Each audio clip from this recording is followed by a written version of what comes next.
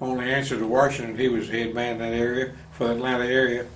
And he appointed me, after we did flight test guide, he appointed me as a DPE, which is a FAA designation for Designated Pilot Examiner, to give licenses, like the guy who was talking just now, to write out the license, give the flight check, and write out.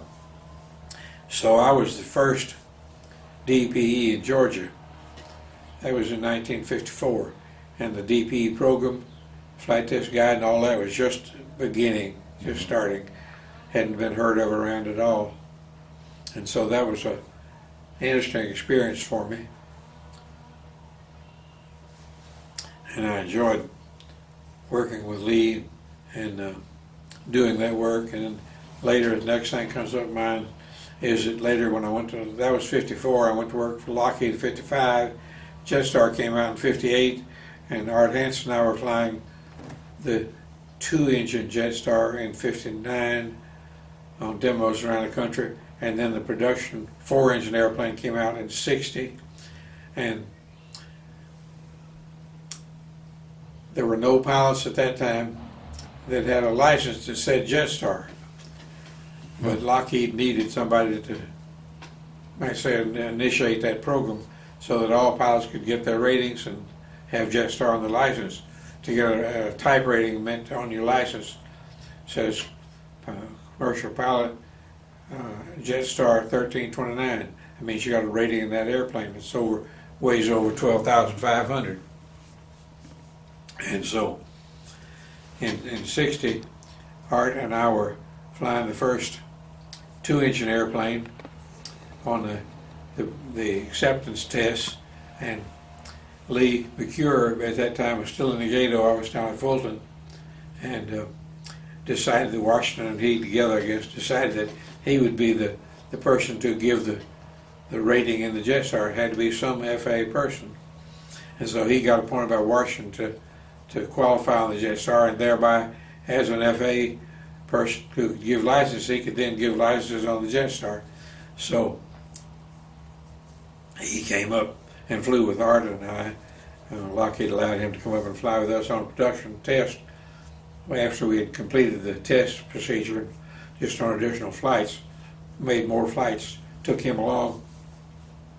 And so Art was the pilot on that flight, the first flight, and Lee sat in the co-pilot seat, and he watched Arthur fly, and I don't recall that he asked him to do anything or any particular way. He just watched her fly a little while. Then he got out his license thing and wrote out a Jetstar license for Art Hansen, who was thereby the first Jetstar rated pilot. And then Art got out of the seat, and I got in the seat and flew for about 5 minutes, and Lee got out his book and wrote a Jetstar type rating for me. And of course, I didn't say it, but before he did either one of those, he wrote himself out one too. So the day he made 3 Jetstar pilots. That was an interesting arrangement through Lee McCure. Lee then stayed with the FAA for quite a few years after that, and showed up in my daily operations every now and then for quite a few years after that. He was a DPE for Jetstar at that time, gave Art and I our licenses, and then when we would train Don Baldwin or somebody from one of the companies who bought a Jetstar would train the pilots, we'd go to Lee and he would give them a check ride and issue their Jetstar pilot's license.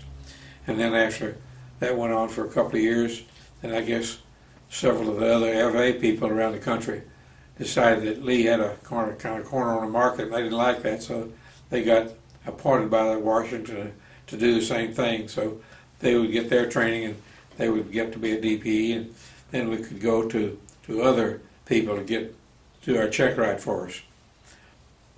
There were 3 or 4 around the country. One in Allentown, New York, and another in Washington, and I can't remember. It seemed like to me it was another in Houston, and we could take our students to any one of those people and get their flight check.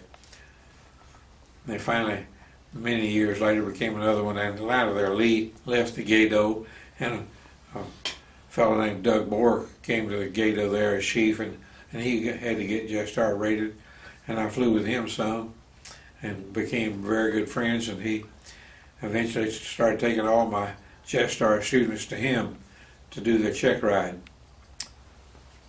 And so I made his acquaintance and friendship for quite a few years there. And then, I guess, I don't know if it's exact sequence, chronological, but somewhere in that process, I can't remember the details, how the DP rating that I had in Atlanta in '54 gives licenses. Maybe because I went to work after that for Lockheed, and I guess that DP rating just faded out there because I wasn't active at it. But then when I got to flight safety in 1980 or so, and I was flying, not flying, I was ground school teaching at flight safety in Marietta. They're still the same place with Lockheed, flight safety in my hometown, all that.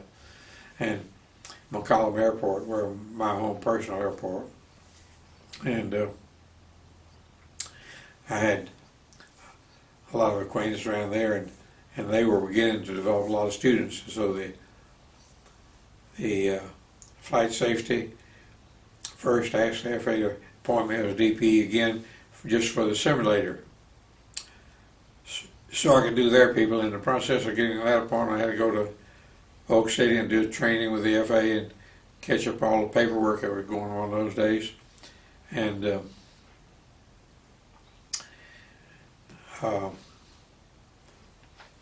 McCollum Airport had so many people coming that at the same time I got simulator approved, I got approval for private, commercial, and instrument for just ordinary people anywhere. But as DP, every DP has a home base where he's supposed to be, and he's supposed to be able to operate a circle around there, and presumably there's a circle everywhere around the country. A lot of DPs by now all over everywhere. And so I got appointed to do those licenses there. And so after I left flight safety in the late 80s, I guess, yeah, late 80s, I started doing all I was doing was local instruction at McCollum and doing flight checks at McCollum for those 3 ratings.